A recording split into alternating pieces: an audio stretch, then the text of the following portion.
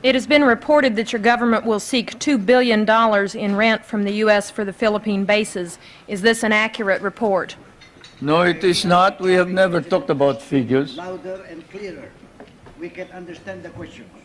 The question was, is it correct that we have demanded $2 billion in the rent? The answer is no. We haven't quoted any figure. What we have asked is this. We want a study. What is it that is necessary in order that we can perform our job? You and I know that if the Philippines is attacked, the United States is not necessarily bound to immediately react, because the provision of the Mutual Defense Pact is that you will immediately take steps as is necessary to meet the contingency in accordance with your constitutional processes. What does that mean? That means that you go to the Senate and the House of Representatives. What does that mean? That means delay while we are dying there.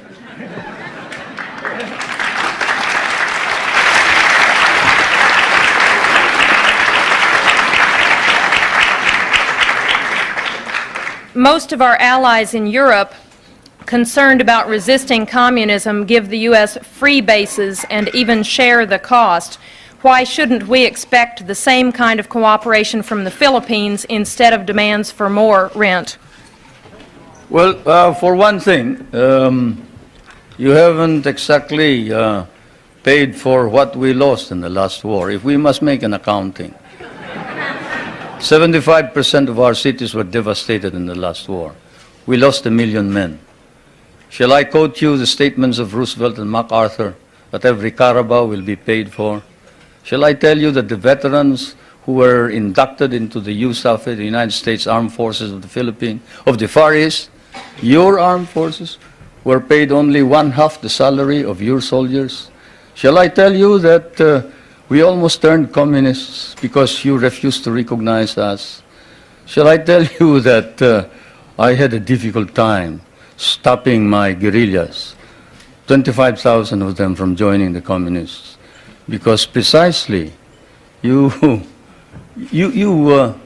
sort of forgot that we had done the fighting for you, you know, and we were parts of your armed forces.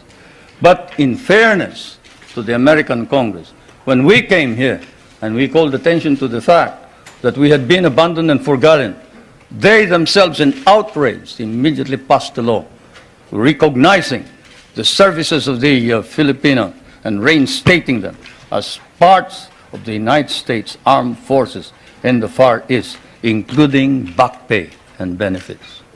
That, Madam President, is the answer, in addition to the fact that those people that you are talking about have been making money at the expense of the United States for quite a long time, while we have not.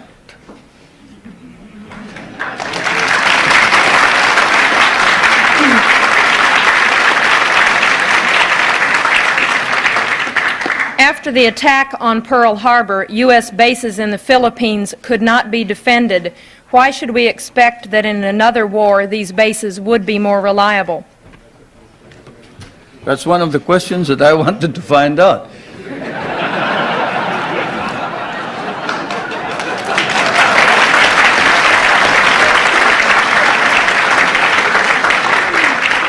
If you're going to run out on us anyway, you better let us know now.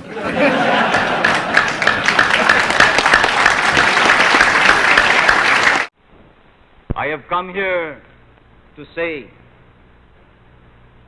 and place on the record that the Philippines stands with America in South Vietnam on the proposition that any aggression, overt or by proxy, should be deterred or defeated immediately or as soon. It's quite apparent that while we in Asia, vulnerable as we are, may fall to this Asian pattern of conquest, ultimately the objective is America and therefore it is to the national interest of the United States of America that this plan be immediately aborted. The nature of the local autonomy would be a local autonomy which, as understood, would be acceptable to the Philippine government, because it would mean the creation of an elective, directly elective regional assembly, which would then nominate an executive council to be appointed by the president.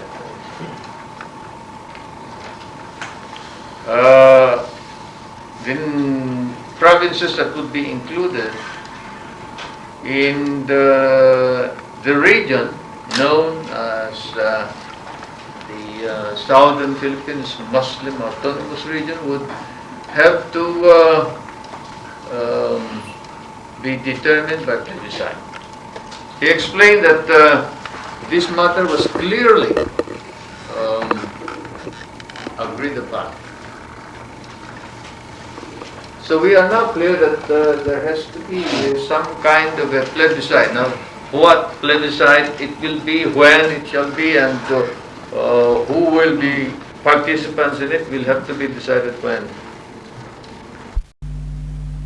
And so it is that, as I promised all of you, my countrymen, on that fateful morning of September 23, 1972, when I announced the proclamation of martial law, which had been signed by me before, with your support, placing myself, my life, and my family's life and honor on the judgment of history, that when the time came when I must, or we must, end martial law,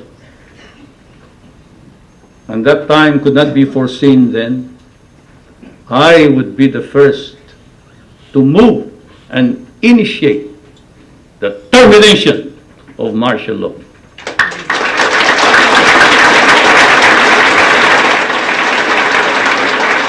It is after deliberate, sober judgment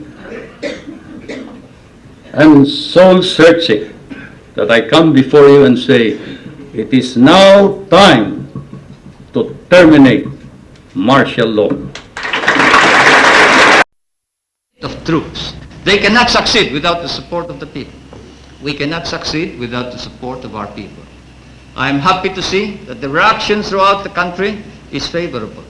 I have received hundreds and hundreds of telegrams from all corners of the Philippines congratulating you, and incidentally me, for the proclamation of martial law, for the sudden cessation of anarchy and of criminality throughout the land, and of the re-establishment of an atmosphere of brotherhood amongst Filipinos. Now everybody seems concerned about his neighbor. Now everybody seems to be involved in the destiny not only of himself but of the entire country and of the entire nation. And this is what we have been hoping and praying for. I repeat, it is necessary to reform in order to attain the victory that we seek. It is necessary that we attain all the objectives that we have set.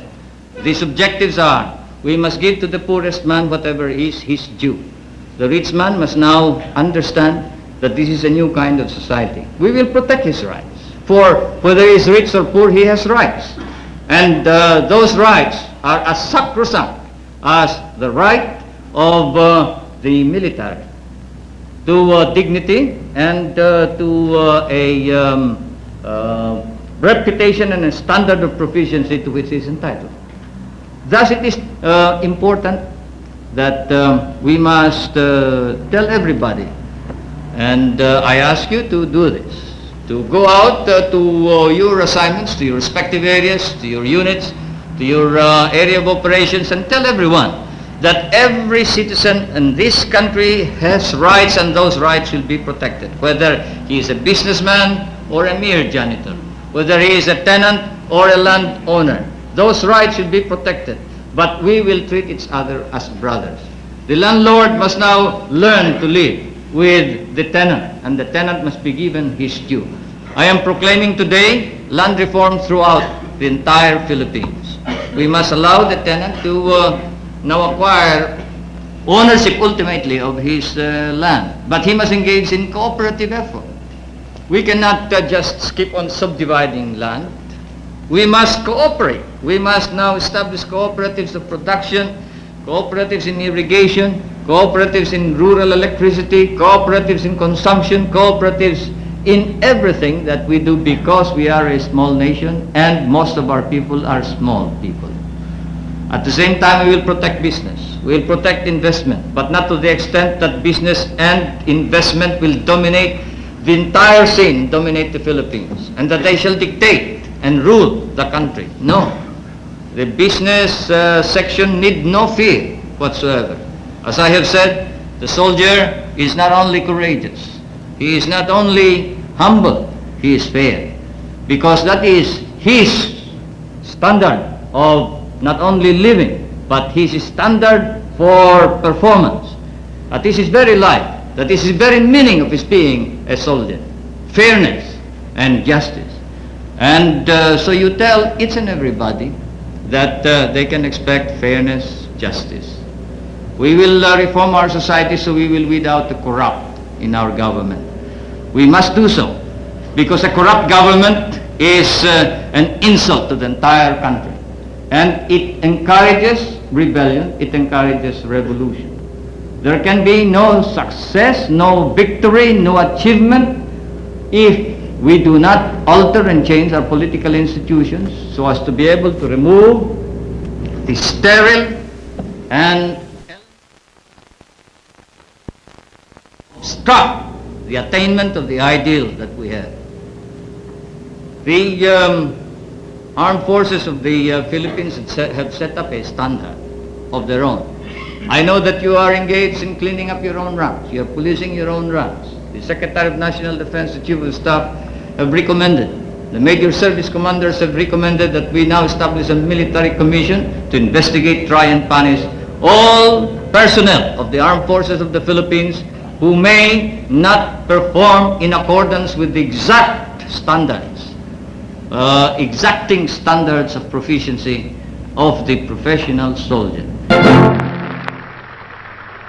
Today, historical experience and realism both bid us to be less emotional and more objective. We would engage our emotions to do so on the basis of an authentic Asian identity. It is on this basis that we now look at the whole world, our region, and ourselves.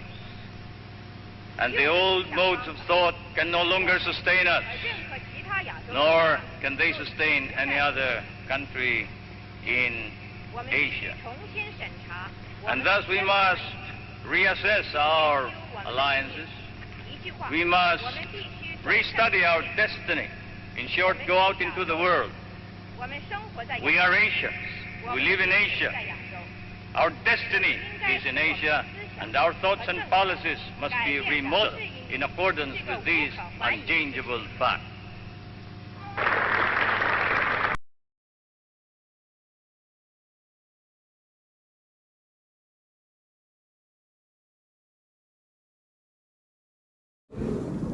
Mr. President, Mrs. Marcos, it gives me special pleasure to welcome you to the United States. Mrs. Reagan and I have been long looking forward to returning the hospitality you showed us on our 1969 visit to your country. Our two peoples enjoy a close friendship, one forged in shared history and common ideals. In World War II, Americans and Filipinos fought side by side in the defense of freedom, a struggle in which you, Mr. President, personally fought so valiantly. The values for which we struggled, independence, liberty, democracy, justice, equality, are engraved in our constitutions and embodied in our people's aspirations. Today, our ties remain strong, benefiting each of us over the full range of our relations. Politically, we tend to view many world issues the same general way. Yours, Mr. President, is a respected voice for reason and moderation in international forums. The Philippines, with its ASEAN partners, has taken the lead in search for self-determination for the people of Kampuchea. In that vein, let me also pay tribute to you and Mrs. Marcos' personal leadership and commitment to the care of refugees in Southeast Asia. Under your direct sponsorship, the Philippines Refugee Processing Center has become a model of its kind in encouraging the development of self-sufficiency and the restoration of human dignity. The Philippines and you, Mr. President, play an important role in addressing the problems of economic development in the world. At Cancun, we made a new start toward a more effective and practical dialogue and improved cooperation among industrial and developing countries. Your leadership in that area, Mr. President, is vital and widely respected. Under your leadership at home, the Philippines can boast a record of solid economic growth over the past decade, attributable in significant part to its hospitable attitude toward free enterprise and private initiative. Your country's dedication to improving the standard of living of your people is an effort in which we've been delighted to participate through bilateral and multilateral economic assistance. Your continuing interest in better nutrition has led the Philippines to achieve self-sufficiency in food grain production. You can also point with pride to the success of your rural electrification program, now bringing benefits to an increasing number of remote regions. And I find it a matter of personal satisfaction that your country and my home state of California are both pioneers in developing geothermal power to replace expensive energy imports. The United States remains the Philippines' leading trading partner, and American firms are the largest foreign investors in your country, reflecting their confidence in your progress and prospects for economic growth. We have welcomed the growing two-way trade between our nations and have been pleased that we've been able to keep our markets for the products of your growing manufacturing and industrial sector the most open of any country in the industrialized world. America considers itself especially fortunate to have nearly 1 million persons of Filipino heritage now residing in our country. They bring with them their energy and their talents, and they contribute enormously to the rich diversity of American society. Similarly, thousands of Americans, enchanted by the beauty of your nation and by its people, have chosen to live in the Philippines. Our security relationship is an essential element in maintaining peace in the region and is so recognized. This relationship, one of several we have in the Western Pacific, threatens no one but contributes to the shield behind which the whole region can develop socially and economically. Mr. President, under your leadership, the Philippines stands as a recognized force for peace and security in Southeast Asia through its bilateral efforts and through its role in ASEAN, which is the focus of our regional policies in Southeast Asia. Mr. President, Mrs. Marcos, the United States deeply values its close friendship and alliance with the Philippines. We seek to use this visit to further strengthen our ties with your country. Nancy and I are personally delighted that you're here, and we say welcome to the United States, welcome to our national home.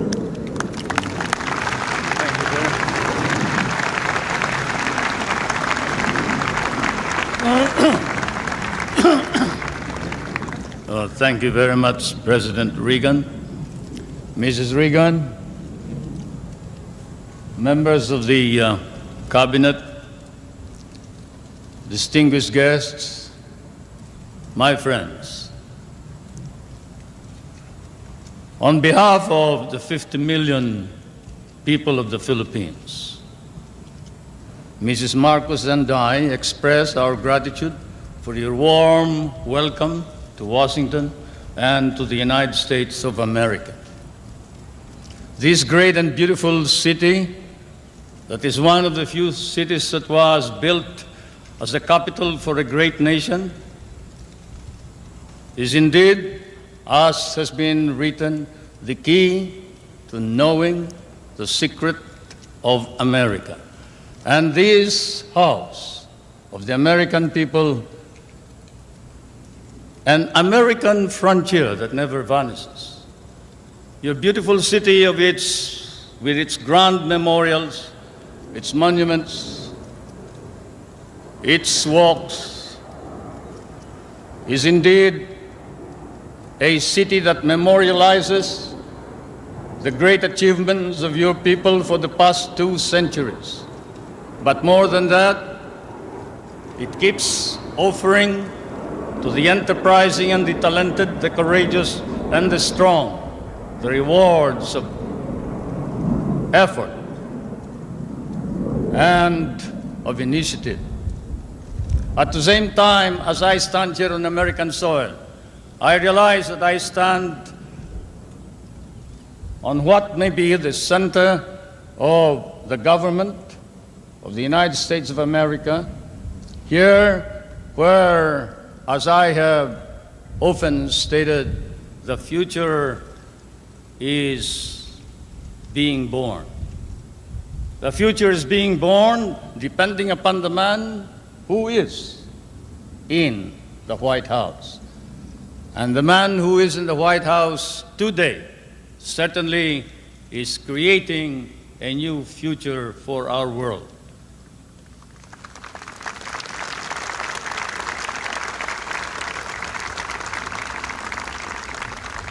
For Mr. President, I come from that part of the world wherein the poorest of the world's population live.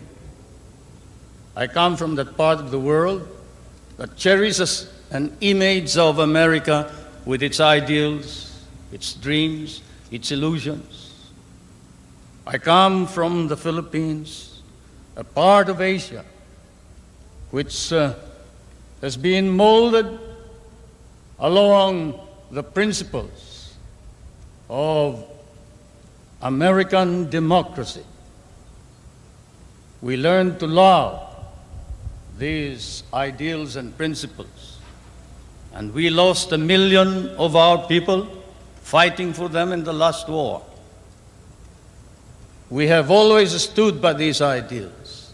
We shall continue to do so, whatever may be the cost, at the risk of our fortunes, our lives, but more important of all, our honor.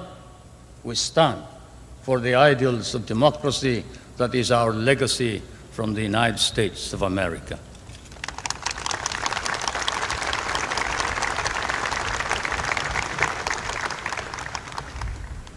I did not come to burden you further with additional problems, Mr. President.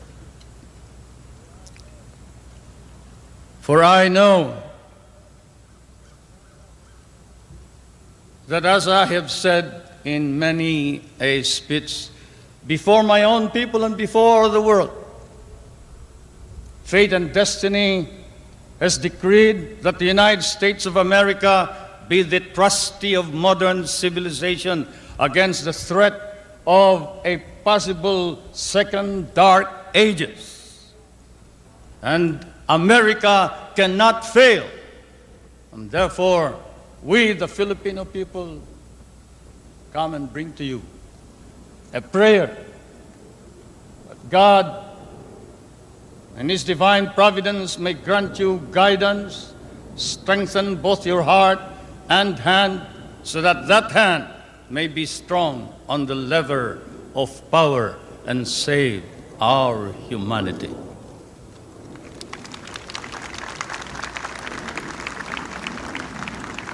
If America fails, then the world is lost.